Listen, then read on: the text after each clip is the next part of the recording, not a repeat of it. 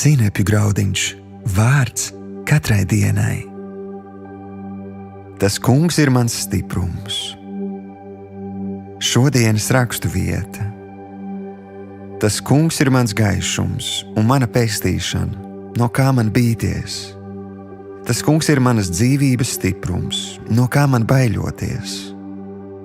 27. psalms, 1. pants. Šodienas pārdomas.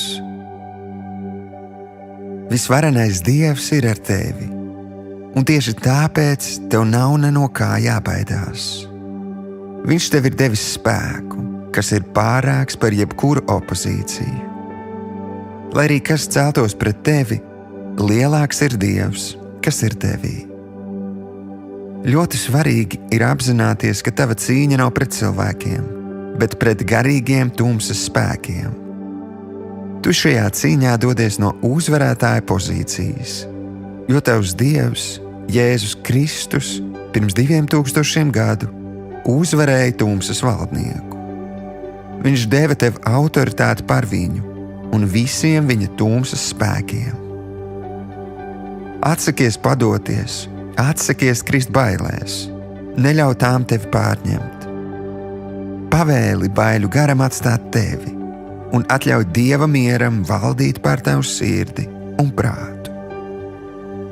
Liec Dievu pirmajā vietā, apņemies būt drosmīgs. Virzies uz priekšu, zinādams, ka visu varenais Dievs, kurš tevi ļoti mīl, ir ar tevi katrā solī. Šodienas lūkšana. Mīļais Tēvs, šodien es izvēlos uzticēties Tev. Patiesi, Tu apgaismo mani un izglāb. Man nav no kā bīties. Paldies, ka dod man Tavu spēku un mieru.